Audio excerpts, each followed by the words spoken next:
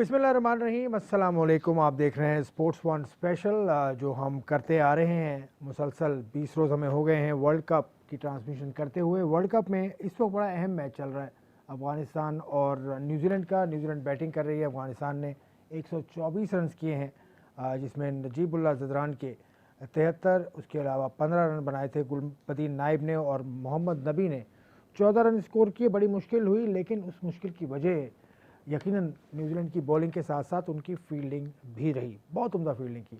बहुत सारे ऐसे मोमेंट्स हैं जो हम आपको पहले दिखा देते हैं। दागों का चैम्पियन सर्फ एक्सेल के मोमेंट्स हैं जो कि न्यूजीलैंड के नाम, वो देखिए।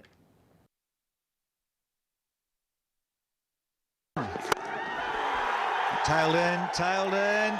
God, there's a Jimmy Neesham. The replay there, but very well judged by Jimmy Neesham. Has he got a chunk of this?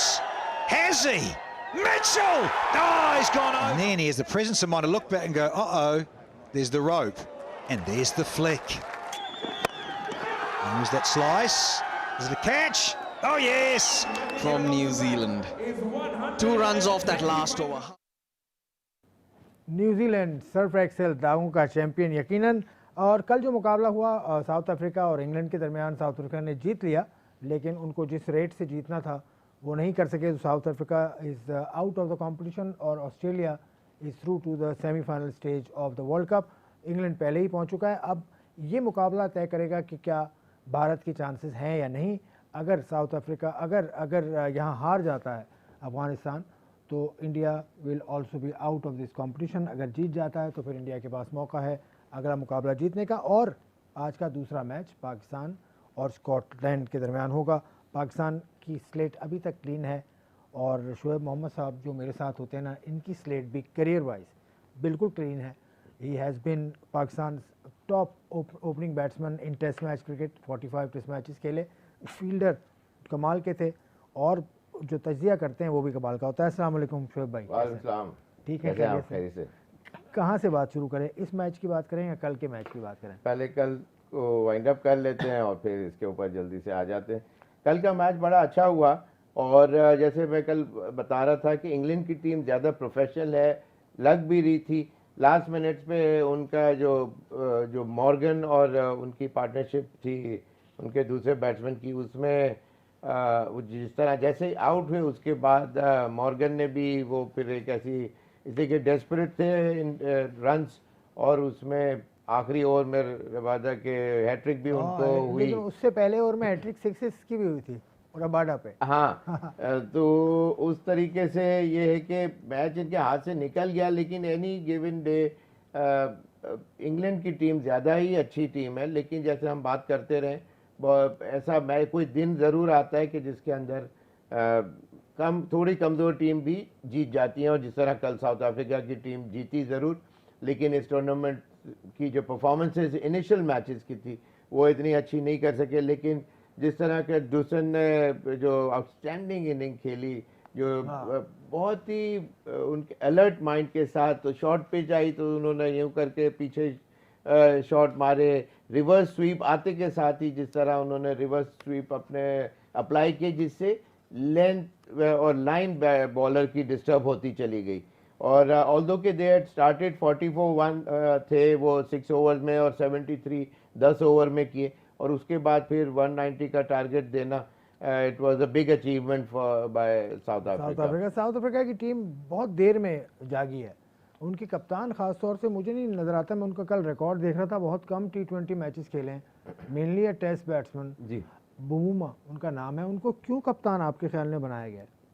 देखिए, जब ये तो वहाँ की इंटरनल जो भी पॉलिटिक्स कह लें, या इतने जो स्टार स्टडेड प्लेयर्स की एक टाइम के ऊपर टीम नज़र आती थी, और उसमें से बहुत से प्लेयर एट अ टाइम वो बन सकते थे, कैप्टनसी के भी हकदार थे, लेकिन ये कि वो नहीं हो सका। लेकिन बेसिकली जब से क्रोनिये या फिर उसके बाद स्मिथ जो आए कैप्टन बने, वो बहुत अरसा रहे, लेकिन naturally there is always a time to for retirement. और उसके बाद फिर उनकी टीम के अंदर इतना स्टेबिलिटी नहीं देखने में आई। बोर्ड और फिर थोड़ा सा ऑफ कोर्स प्लेयर पावर, और वो जो जिस तरह क्विंटन डी कॉक्स के साथ भी उनके कुछ इख्तिलाफात और उनके बोर्ड के और वो चीज़ें, तो उस तरह से they had to come up with some answer, और फिर वहाँ से इनको बुमराह को उन्होंने कैप्टनसी ज़रूर दी है, लेकिन मैं समझता हूँ कि अब ये थोड़ा सा उनको टाइम लगेगा इस फॉर्मेट के अंदर या ओडीआई में। इतने agile, alert, excited, street smart वो क्रिकेटर लगते नहीं, बहुत ही लेट बैक उनका वो है। और इस तरह की चीज़ टेस्ट क्रिकेट में तो शायद ज़रूर चल सकती है, जैसा माइक ब्रेले का था कि उनके सिर्फ action used to speak for themselves, लेकिन यहाँ T20 फॉर्मेट में आपको अप एंड अबाउट होना पड़ता है, हैपनिंग प्लेयर में से होना पड़ता है। या तो आप धोनी जैसे हो T20 फॉर्मेट में, तो आपने रिस्क लेना है, बड़े डिसीजन लेने हैं, किसी को बाहर करना है, बड़े नाम से घबराना नहीं है। हाँ, तो वो, लेकिन इनके पास तो अब बड़े नाम इतने पीछे रहे ही नहीं है ना। तो इस वजह से उनको डुप्लेसी जो थे वो अच्छे प्लेयर थे, लेकिन मुझे नहीं पता कि वो क्यों इस टूर्नामेंट में नहीं है। डुप्लेसी भी नहीं है। लेकिन ये कि उनकी अच्छी टीम थी, लेकिन वही बात है कि उनको बड़ी विन चाहिए एक बड़े टूर्नामेंट की, maybe world cup setup या कोई एक बड़ी टीम के अगेंस्ट, वहाँ जाके उसको फिर वो कॉन्फिडेंस रिस्टोर कर सके। क्योंकि AB डिविलियर्स ने भी कहा था कि वो वापस आने को तैयार हैं,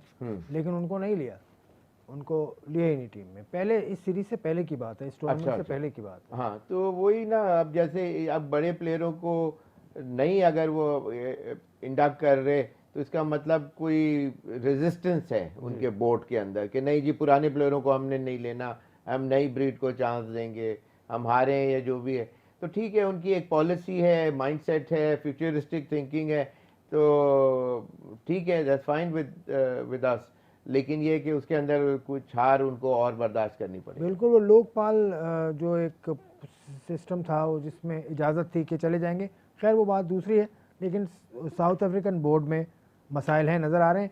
एक और क्रिकेट बोर्ड के अंदर बड़ा मसला है, अफगानिस्तान क्रिकेट बोर्ड के अंदर बहुत ही मज़ाक़खेज़ किस्म का वाक़या हुआ है, बल्कि डिसअपॉइंटिंग है। वो मैं आपको आगे चल के बताऊँगा कि उनका चेयरमैन एक चेंज किया, दूसरे चेयरमैन को दोबारा लेकर आ गए। It's in a mess right now Afghanistan cricket board, मैं आपको बताऊंगा जाके आगे चल के। अब दूसरे मुकाबले की तरफ, इसकी तरफ आ जाएं। 124 रन किए, बड़ी मुश्किल से किए 124 रन, और वही अंदाज था उनका, वह हिट आउट कर रहे हैं, हर गेंद को हिट आउट कर रहे हैं अफगानिस्तान के बैट्समैन। देखिए, जब आपके पास उस तरह का ट्रैक रिकॉर्ड ना हो कि आप मैं फिर वापस उस श्रीलंका के उस मैच की बात करूंगा कि जिस तरह उन्होंने प्रोफेशनलिज्म शो किया। देखिए, क्रिकेट ऐसी चीज़ है कि इसमें सिर्फ चौके छक्कों से स्कोर नहीं होता, शायद एक दिन ज़रूर ऐसा होगा जो ये आप कर सकेंगे, लेकिन not every now and then. अच्छा, ये कब करते हैं कि जब सिंगल डबल्स की एबिलिटी ना हो, गैप्स की में मारने की एबिलिटी ना हो, आप बस ये कि पाँव रखा, अपने आप को प्लांट किया, दोनों पैर या बैकफुट पे वजन दिया और आपने कहीं भी मार दी, वो चौका या छक्का हो गया। एक ये तरीका होता है, और एक होता है कि आपको एडजस्टमेंट करनी होती है ऑफ योर फीट, और फिर कलाई से आपको उस डायरेक्शन में मारना पड़ता है। तो ये उस तरह के अभी वो बैट्समैन नहीं बन सके, जिसकी वजह से इनके ज़्यादातर बैट्समैन बड़ी हिट मारने के लिए, वो जब बल्ला घूमता है तो कहीं भी बॉल चले जाए। और एक होता है डायरेक्शन, एम होता है कि आपका ये गैप है, और यूं कलाई को यूं या यहाँ से यूं यूं चेंज करने से, पेस ऑफ द बॉल को यूज़ करने से, वो विद द टर्न है या अगेंस्ट द टर्न भी मार रहे हैं, तो वो आपको पहले से पता होना चाहिए और कॉन्फिडेंस होना है। वो जब नहीं होगा तो फिर आप कहीं भी शॉट को मारेंगे, और उसमें फिर अगर न्यूजीलैंड जैसे फील्डर्स सामने खेल रहे हो तो उन्होंने they had plugged catches out of thin air, मतलब हवा से, मतलब वहां से आके उन्होंने इसको, जो चौका हो रहा था या छक्का हो रहा था, उसको वो 1 रन दिया या कैच कर लिया।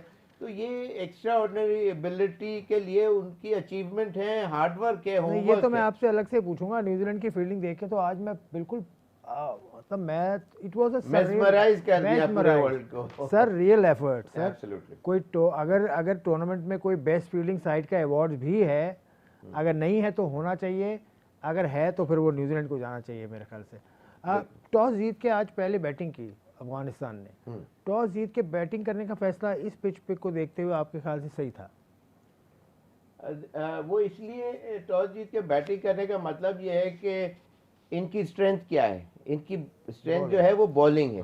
तो सेकंड बारी के अंदर एनी गिवन टोटल, अब अगर लेट्स सपोज न्यूजीलैंड की बैटिंग इनसे बहुत अच्छी है, अगर वो 190 तो नहीं करने की एबिलिटी रखते अफगानिस्तान। वैसे भी बताऊं आपको, राशिद ने आउट कर दिया गप्टिल को भी। हाँ, तो वो उससे मतलब ओवरऑल देखें, सेकंड बॉलिंग करने में ये है कमांड आपके, आप उनको टाइट लेंथ और लाइन पे खिला सकते हैं। विकेट गिरेंगी, जैसे अभी एक राशिद ने आज, देखिए वो उनके स्टार स्टडेड बॉलर लाइनअप में वो स्पेयर हेड है राशिद जो है, और मुजीबुर रहमान ऑलरेडी बहुत अच्छी गेंद करते हैं, एक विकेट उन्होंने हासिल कर चुके हुए। तो बात यह है कि प्रेशर सिचुएशन क्रिएट करनी पड़ती है, क्रिएट करने से ये है कि थोड़ा टीम प्रेशर में आएगी और मैच अच्छा हो जाएगा। प्रेशर डाला, लेकिन 57 रन बन चुके हैं, 125 रन जीतने के लिए चाहिए। न्यूजीलैंड को कैसा खेलते हैं न्यूजीलैंड वाले आगे, हम इस पर भी बात करेंगे और दीगर मौज़ूआत पर भी आपके सामने हम बात करेंगे इस ब्रेक के बाद।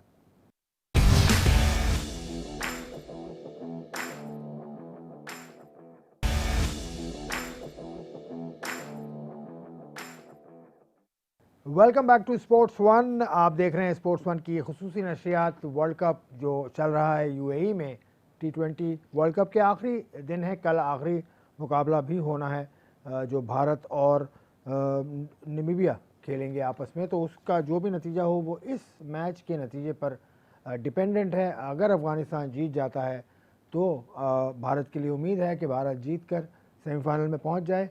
अगर अफ़गानिस्तान यहाँ से हार जाता है तो भारत का chapter close in the World cup of this T20 world cup. ये तो है खैर, लेकिन आज अफ़गानिस्तान की स्ट्रैटेजी बॉलिंग में आपको कैसी लग रही है? इनके पास 3 तो अच्छे बॉलर्स हैं, नबी है, मुजीब है और राशिद है। इसके बाद क्या स्ट्रैटेजी आपको अभी लग रही है? देखिए, नेचुरली जब इनकी जो स्ट्रेंथ है, राशिद ने 400 विकेटें भी इस फॉर्मेट के अंदर ले लिए, इनको बहुत मुबारक हो भी हो, और कॉन्फिडेंस लेवल बिल्कुल बढ़ गया होगा और ये तमाम चीज़ें। लेकिन देखिए, इतना छोटा टोटल है, उसमें इनकी स्ट्रेंथ, इनके स्पिनर्स हैं, तो जब वॉक इन करने के लिए जो टीम मीटिंग न्यूजीलैंड की हुई होगी, उसमें यही है ना कि जो इनके जो स्ट्राइक बॉलर हैं, स्पेशली दो मुजीबुर रहमान और राशिद, इनको विकेटें नहीं देनी है। तो वहाँ से इनका प्लस पॉइंट वहाँ फ्रॉम द वर्ड गो उनको मिल जाता है कि जी उनको विकेटें नहीं, अगर विकेटें, हालांकि दोनों एक एक यही बॉलर्स विकेटें ले चुके हैं एक, लेकिन एक छोटी पार्टनरशिप और लगी यहाँ से 60 से अबाउट 25 रन की पार्टनरशिप की इनको इस वक्त इस विकेट पे ज़रूरत है। तो वो बहुत स्मूथ सेलिंग फिर आगे होने का आसानी हो जाएगी, इससे कि दूसरे बॉलरों को भी इन्होंने लेके आना है। फास्ट बॉलर भी अभी आके जब गेंद करेंगे तो फिर उसके ऊपर फ्री फ्लो ऑफ रन्स देखने में आएंगे, और मोस्ट लाइकली मेरा अंदाज़ा है कि ये उसी स्ट्रैटेजी प्लॉय के ऊपर अपने आप को, माइंडसेट को लेके चल रहे हैं कि फास्ट बॉलर के ऊपर कुछ रन्स करें, इसलिए कि फास्ट बॉलर पे बॉल बल्ले में आ रहा है, और इसी वजह से बोल्ट और साउदी ने 3 और 2 साउदी ने 2 विकेटें ली हैं। तो इसका मतलब ये कि फास्टर बॉलर्स को, वो तो अफगानिस्तान के जिस तरह से खेलते हैं लड़के, शहजाद से लेकर जो आखिरी विकेट भी गिरी है, कोई भी मुझे नहीं लगा कोई आउटस्टैंडिंग बॉल पे विकेट नहीं गिरा। वो यही है कि आओ और विकेट ले लो। नहीं, उसमें ये होता है कि थोड़ा सा एक्स्ट्रा बाउंस, वो you got to read in between the lines वाली बात है। वो 6 इंच ऊपर पिच के ऊपर आ रहा है, या इतनी सी भी छोटी सी भी मूवमेंट अगर है, तो वो बैट्समैन जो ये तो मैं नहीं कहूँगा कि वो खेला हुआ, लेकिन देखने में बाज़ दफ़ा चीज़ें सीधी नज़र आ रही होती कि बॉल बहुत सीधा ही आ रहा है, लेकिन वो गेंद में ऑफ द पिच थोड़ा सा कट हुआ बॉल, उसको आपको बहुत माइन्यूट नज़र से देखना पड़ता है। आई एम श्योर जब भी उनके बल्ले में बॉलें नहीं आई और वो आउट होते चले गए बॉल, आई एम श्योर, मैं असल में फर्स्ट हाफ उतना नहीं देख पाया हूँ, थोड़ा बहुत हाइलाइट्स में देखा। नहीं, ये पिच आपके सामने है, ये सामने ज़रा सी ग्रीनिश सी है ऊपर, लेकिन ग्रीन का मतलब ग्रासी विकेट तो नहीं होता। स्प्रिंकल की भी होती है जो ग्रीन टिंट पूरा है, तो इसका मतलब ये ग्रासी ही कहलाएगा। और इसमें मूवमेंट कितनी है, ठीक है।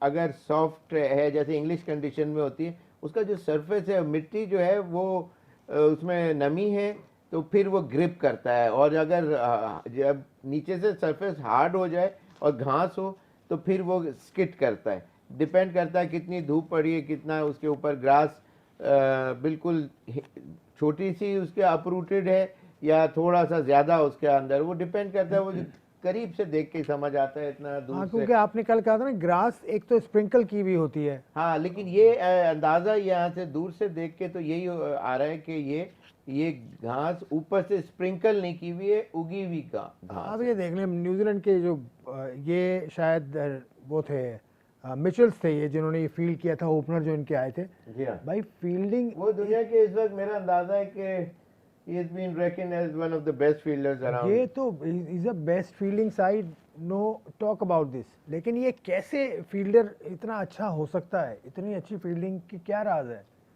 इसका राज ये है कि सबसे पहले आपको मेंटली दिमाग में आपके ये चीज़ लानी पड़ती है कि जी मैं दुनिया का सबसे बेस्ट फील्डर बनूंगा। आप रह चुके हैं बेस्ट फील्डर, ये आप आप सबकी रह चुके दुआओं हैं। से अल्लाह का करम है। एक बरतानवी जो जरीदा था या जो भी बरतानवी एक कंपनी थी, उसने शायद 90 के अराउंड 1991 में एक अपनी जो रिपोर्ट दी थी, उसमें आप you were the top batsman as well as the fielder. हाँ, ये अल्लाह का बहुत करम है कि दुनिया में एट अ टाइम बैटिंग और वर्ल्ड बेस्ट फील्डर में नाम रहा। लेकिन वही मैं बता रहा हूँ कि बच्चों को ये समझाना चाह रहा हूँ कि आपको पहले अपने ऊपर सेल्फ बिलीव और एम्स आपके हाई होने चाहिए। आप you want to be one of the fielders और the best fielder around town और फॉर द कंट्री। तो उसके लिए फिर आपको मेहनत, आय, एम, हार्ड वर्क और उस किस्म की एक्स्ट्राऑर्डिनरी, आपको दूसरे लड़कों से ज़्यादा हार्ड वर्क करना पड़ता है, ट्रेनिंग आपको ज़्यादा करनी पड़ती है, आपको सीज़न अपने हाथों को सीज़न करना पड़ता है, इतने टफ करना पड़ता है। दोनों हाथों की ग्रिप जो है वो सिमिलर होनी चाहिए। यूजली आपने देखा होगा कि बहुत से लोग कहते हैं यार लेफ़्ट पे था इसलिए निकल गया या मुश्किल हुई। It's not that. इसका मतलब आपने और पाकिस्तान में पहले तो ये बहुत आम चीज़ थी कि लेफ़्ट पे था वाली बात, लेकिन ओवरऑल जो है तो कुदरत ने आपको दोनों हाथों में वही एबिलिटी दी है। इट ऑल डिपेंड्स कि आप उसके ऊपर मेहनत कितनी करते हैं। तो और फिर जब आप को नाम दुनिया में होने लगता है तो फिर आपकी मेहनत और आपका मोरल हाई होता है, और फिर most of the time in fact every time you want to lead the field. जब वापस जा रहे हो तो आपने उस सेशन की बेस्ट फील्डिंग डिस्प्ले किया हो, एक्स्ट्रा ऑर्डिनरी एक्रोबैटिक कोई कैच या रन आउट, या तो उस तरह फिर दूसरी टीमों में आपका नाम डिस्कस होने लग जाता है कि ये यार इसके पास, इस फील्डर के पास जाए तो कॉशियसली रन ले। आपके टेन्योर के बाद कौन से फील्डर्स पाकिस्तान के आपको लगता है कि ये टॉप फील्डर्स थे पाकिस्तान में? एक इमरान नज़ीर का नाम फील्डिंग में रहा पाकिस्तान के लिए, और उसके बाद अभी currently Yunus Khan was a good fielder also. नहीं, वो देखिए फील्डिंग वो उनकी वो ज़्यादातर स्लिप के अंदर अपनी अच्छा। वो करते हैं। तो सेफ पेयर ऑफ हैंड्स अपनी जगह एक अलग चीज़ होती है, और आउटफील्ड के अंदर एक फील्डिंग के, बल्कि जो अच्छा फील्डर होता है वो हर पोजीशन में ही इज इक्वली गुड। और स्लिप में तो देखें दिन में 1 से 2 कैच आते हैं, लेकिन मेन जो हिटिंग एरियाज होते हैं जहां ball every now and then आना होता है, या आपके पास कैच की भी चांसेस होते हैं, और या रन्स के भी, चौके को आपने दोनों तरफ डाइव मार के रोक लेना, वो भी तो प्लस पॉइंट होता है पाकिस्तान मतलब कोई भी टीम से जब आप खेल रहे हो।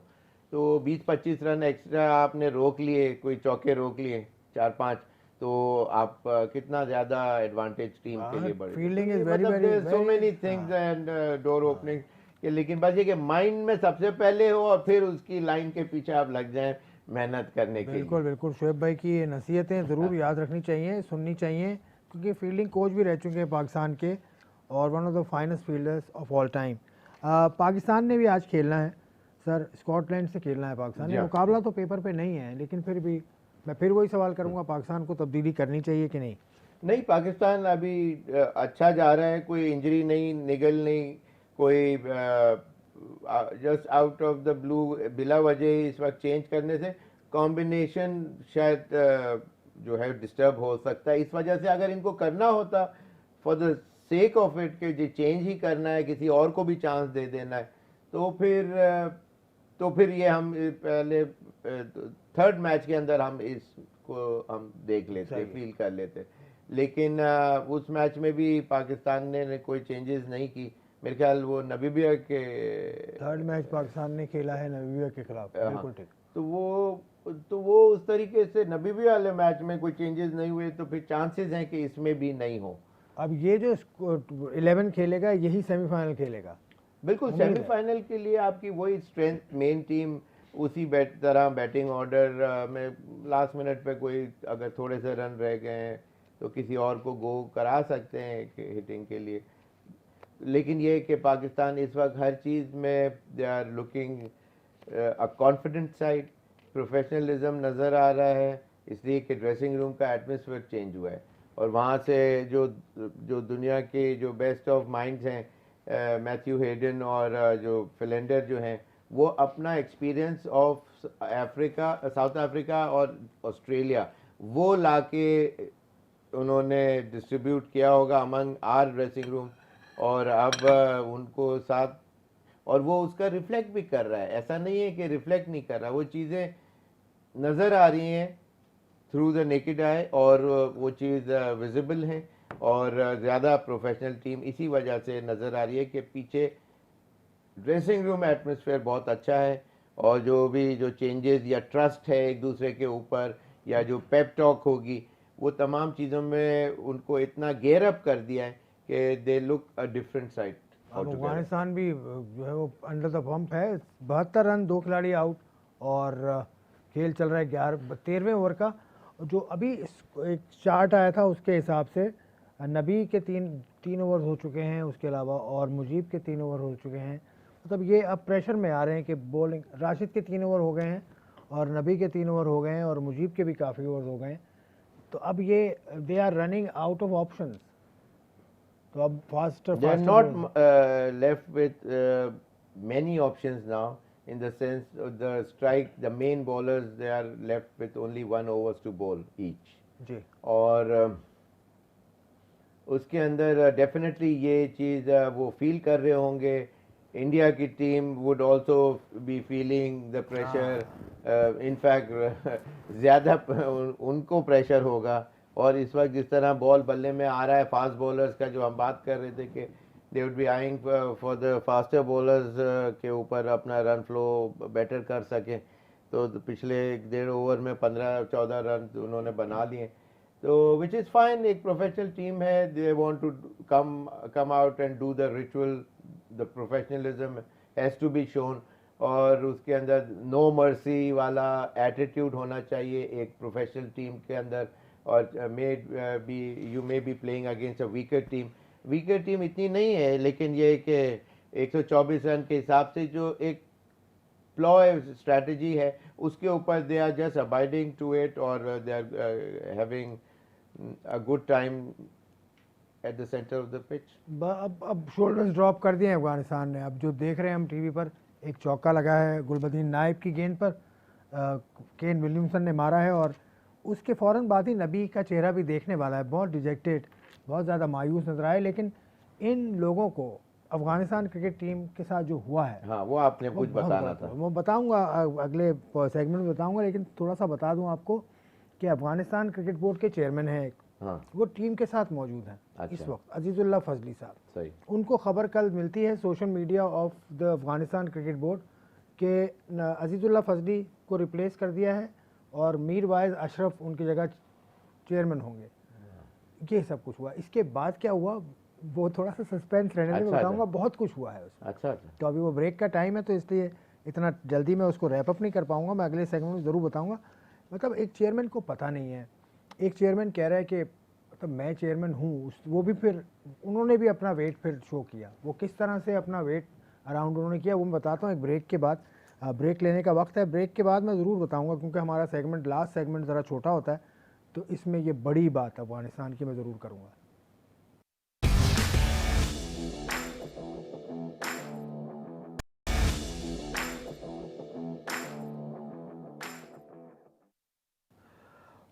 Afghanistan versus New Zealand cruising towards a target, आसानी के साथ बढ़ते जा रहे हैं अफगानिस्तान की मुश्किलात पे मैं बात कर रहा था। अफगानिस्तान के चेयरमैन अजीज़ुल्लाह फजली साहब को अभी जब ये नई हुकूमत आई उन्होंने लगाया था, और उसके फ़ौरन बाद कल रात को ये हुआ, कल शाम को, कि अजीज़ुल्लाह फजली जो कि दुबई में मौजूद हैं, उनको टर्मिनेशन का उनका ऑर्डर जारी कर दिया प्राइम मिनिस्टर के, या जो उनके सदर होते हैं, जो क्रिकेट बोर्ड के भी इंचार्ज होते हैं, क्योंकि हक्कानी ग्रुप चाहता ये था, वहाँ दो ग्रुप्स हैं, हक्कानी और ब्रदर। हक्कानी ग्रुप चाहता ये था कि मीर वाहिद अशरफ को बना दिया जाए चेयरमैन। उन्होंने अनाउंस भी करा दिया अफगानिस्तान क्रिकेट बोर्ड से उनके सोशल मीडिया पे, लेकिन चंद घंटों के बाद जो चेयरमैन थे अजीज़ुल्लाह फजली, वो क्योंकि दूसरे ग्रुप से हैं, ब्रदर ग्रुप से हैं, उस ग्रुप के लोगों ने क्रिकेट बोर्ड पर एक तरह से जाके हमला किया और वो फोर्सफुली वो पोस्ट उनसे डिलीट कराई जो फेसबुक पर पोस्ट थी कि अफ़गानिस्तान के चेयरमैन चेंज कर दिया गया है। वो फोर्सफुली चेंज हुई 2 घंटे के अंदर अंदर, और अब वही चेयरमैन है अजीज़ुल्लाह फजली। बात यह है कि अगर इस तरह की हरकतें होंगी तो किस तरह से चलेगा क्रिकेट का चेयरमैन आया है, ये कोई वक्त है उसको चेंज करने का। खैर ये बात थी, मैंने बता दी आप तक। शुएब भाई, आपको कैसा लगा ये सुन के? बहुत हैरत हो रही है इसलिए कि, लेकिन अब और हैरत नहीं भी हो रही। हैरत इसलिए कि middle of a tournament, ICC का इतना बड़ा वर्ल्ड कप, और फिर उसके अंदर इस तरह की ये एक पेटी चीज़ हुई। ये बाद में रिजॉल्व करने वाली बात थी। और हैरत नहीं हो रही इसलिए कि वहाँ इतना प्रोफेशनलिज्म नहीं है। उस कंट्री में क्रिकेट को बैक नहीं करते। क्रिकेटर्स खुद अपनी जेब से पैसे दे के आए हैं इसमें, और उनको वहाँ से कोई लिवरेज नहीं मिला, कोई सपोर्ट नहीं मिला उनके बोर्ड ने या गवर्नमेंट ने दिया। तो इसलिए हैरत नहीं भी हो रही कि ये चीज़ें एक्सपेक्टेड आप कर सकते हैं। इतना प्रोफेशनल बोर्ड इनफ नहीं है। लेकिन यही अफसोस की बात है। लेकिन वही बात है कि सेल थ्रू अभी जिस तरह न्यूजीलैंड की टीम कर रही है, इसमें न्यूजीलैंड की टीम ही, they are one of the best teams around. और इसमें हमारी जो बेटी है आयजा, वो बहुत खुश होगी कि पाकिस्तान के बाद जो उसकी फेवरेट टीम है न्यूजीलैंड है। तो मैं समझता हूँ कि न्यूजीलैंड ने जिस तरह पिछले वर्ल्ड कप में इंग्लैंड की भी टीम को वो टफ टाइम दिया, और वो सुपर ओवर और वो काफी ड्रामा हुआ, वरना वो ऑलमोस्ट विनर इस वक्त फॉर्मेट के भी होते, टेस्ट मैच चैंपियन आल्सो, और and of course test match की भी चैंपियन टीम। तो ये बहुत अब इवॉल्व किया है इन्होंने, बहुत नीचे से धीरे धीरे धीरे करके अब they have become a force to reckon with. और उसमें इन्होंने प्रोफेशनलिज्म शो किया है, परफॉर्मेंसेस, स्ट्रेंथ, माइंडसेट, और ये तमाम चीज़ें उन्होंने धीरे धीरे ऊपर लाए अपनी टीम को। और स्टेबिलिटी नज़र आ रही है, इंक्लाइन भी नज़र आ रही है, इनकी टीम ऑन द अप नज़र आ रही है, और वो शो भी कर रहे हैं इन एवरी मैच। हालांकि ये इजियर मैच है, मोस्ट लाइकली अब ये जीतने के करीब 100 रन क्रॉस हो गए होंगे मेरा अंदाज़ा है। तो ये क्वालिटीज़ होती हैं of possessing great team.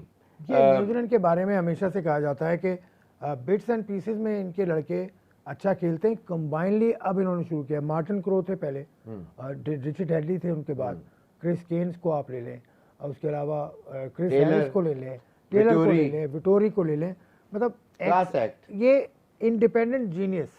Absolutely. तो ये बात ठीक है न्यूजीलैंड के बारे में। पहले उनकी टीम इस तरह से थोड़ा अपनी कंट्री में तो बहुत अच्छा खेलती थी, लेकिन बाहर की कंट्री में उनका एक सपोर्ट, कंबाइंड एफर्ट नज़र नहीं आता था। अब देखें कि वो हर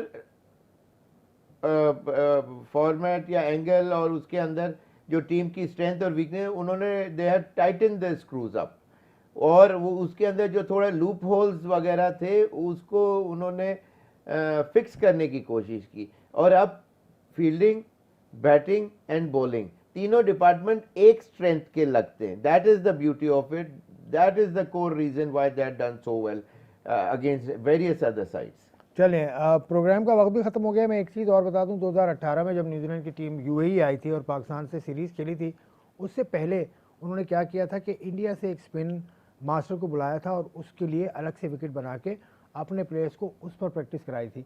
ये बिल्कुल ऑथेंटिक बात है, मुझे न्यूजीलैंड से ही पता चली थी ये बात। तो इस तरह से टीम्स तैयारी करती हैं, आगे देखती हैं और फ्यूचरिस्टिक अप्रोच ही कहीं लेके जाती है। वो जो दूसरा मामला है न्यूजीलैंड के साथ वो है political. They did not stay in Pakistan, बिल्कुल अलग बात है, लेकिन we are talking about their gamesmanship which is tremendous. आज के प्रोग्राम से इजाज़त, खुदा हाफ़िज़।